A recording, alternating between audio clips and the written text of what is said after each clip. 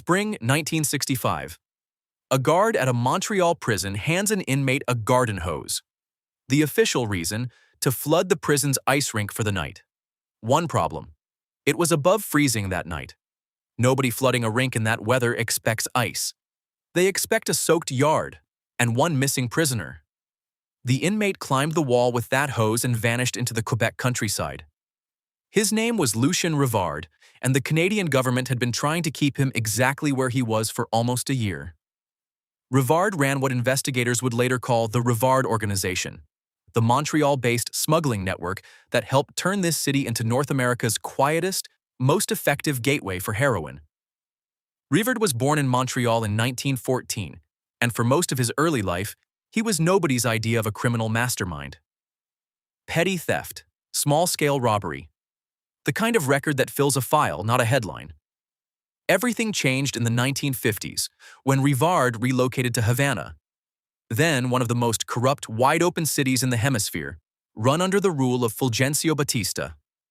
He opened a casino there, and alongside the gambling, he found something even more profitable: the Cuban end of the international heroin trade, with Batista himself reportedly paid weekly to look the other way. $20,000 a week by some accounts, just to keep Cuban customs uninterested in what was moving through its ports. Rivard hedged his bets the way any good businessman does. He also sold weapons to Castro's rebels fighting to overthrow the regime he was simultaneously bribing. Whichever side won, he intended to still be standing. When Castro's revolution actually succeeded in 1959, Rivard was briefly arrested by the new government. He talked his way out and got out of Cuba entirely. The casino and the country were gone. The connections he'd built there were not. By 1958, Rivard was back in Quebec, settled just outside Montreal in Laval, and running a lakeside property called Domaine Ideal. On paper, a resort. In practice, a base of operations. Drugs and weapons moved through Domaine Ideal the way legitimate guests were supposed to. Quietly, on a schedule. With nobody outside the operation asking too many questions about the traffic. The traffic existed because Rivard had built relationships that mattered far more than one resort property, chiefly with Vic Catroni, the man who ran Montreal's Mafia-connected underworld and whose family controlled the city's rackets for decades. What Catroni's organization needed was a reliable route for a very specific product, heroin, refined in Marseille and Corsica, that needed a path into the United States that didn't run through the ports U.S. Customs watched hardest. Montreal became that path. French-speaking, well-connected to French and Corsican shipping networks, and, for a critical stretch of years, far less scrutinized by American narcotics agents than New York or Miami. Historians and investigators later folded this Montreal pipeline into a larger story: the French Connection, the heroin network linking Corsican refiners to American Mafia distribution. Rivard wasn't the only man running it. But for years, he was one of the men the whole route depended on. The organization's reach finally caught up with it on October 10, 1963, at the border crossing in Laredo, Texas. A courier named Michel Caron was stopped crossing from Mexico. Customs agents searched his vehicle and found bags of pure heroin, by most accounts, somewhere in the neighborhood of 35 kilos. Caron talked fast and talked specific. He named Rivard as the organization's leader, the man who'd paid him for the run, and coordinated where the product went next. The case went all the way up. U.S. Attorney General Robert Kennedy personally pushed for Rivard's prosecution and personally pushed the Canadian government to hand him over.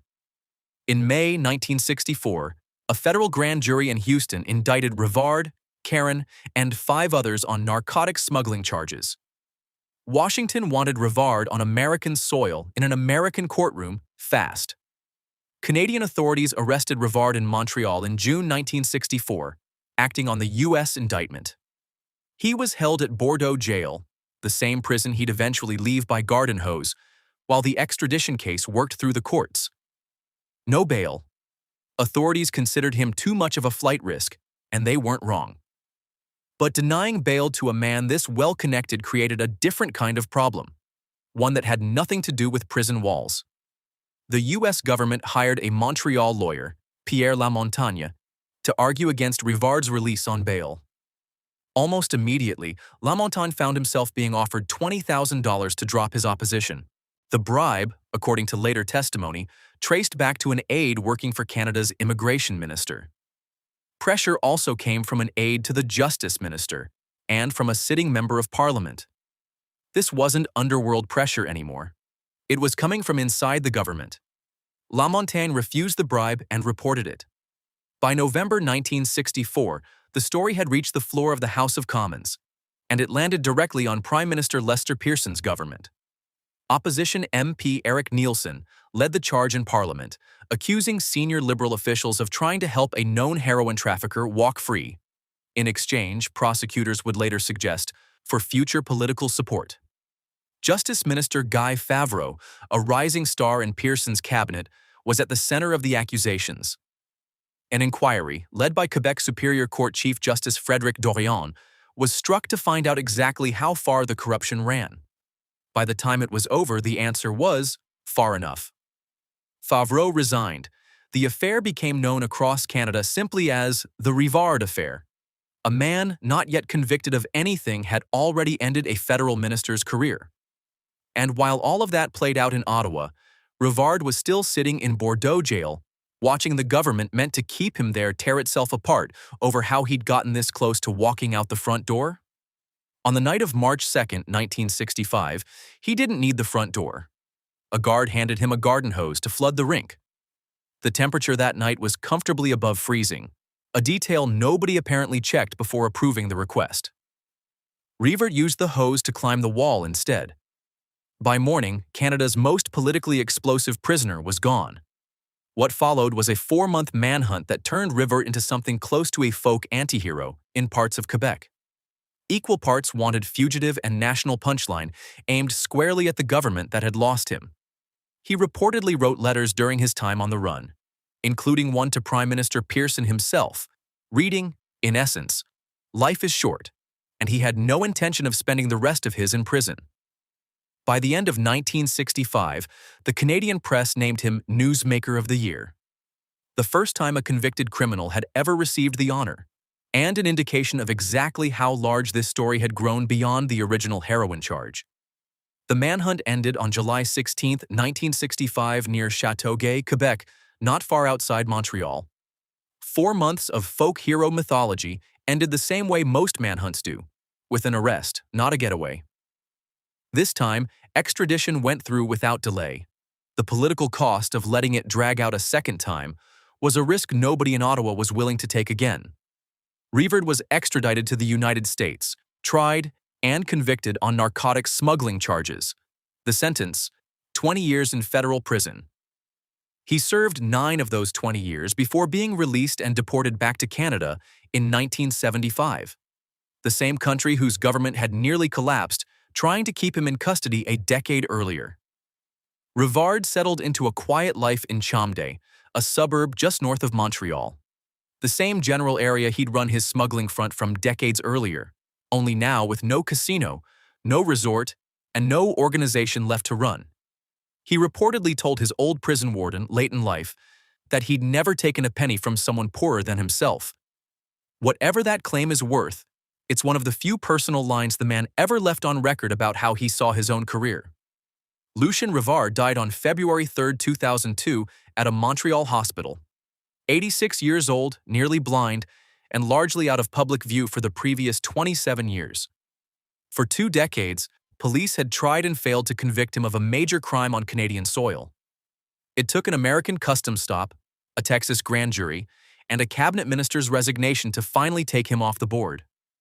The Revard organization was never the largest criminal network in North America. It didn't need to be. It needed to be the most reliable bridge between 2 much larger ones, Corsican heroin refiners on one side, the American Mafia's distribution network on the other. Cotroni's organization survived Rivard's downfall easily. The route mattered more than any single man running it, which is exactly why the Mafia structure above Rivard never needed to answer for what happened to him. What Rivard actually broke wasn't a smuggling route. It was the assumption that organized crime and federal politics in Canada operated in 2 separate worlds. A garden hose and a heroin bust ended up costing a federal minister his career. And that's the punchline of this entire story, worth sitting with for a second. Proof, on the public record, that the underworld and the government were never as separate as either side liked to pretend. Which brings us right back to where this started. A guard, a hose, and a temperature nobody bothered to check. Rivard never ran the biggest organization in this story. He just ran the one piece nobody else could easily replace, and walked out the one wall nobody else thought to watch. These stories don't get told enough. If you think they should, you know what to do.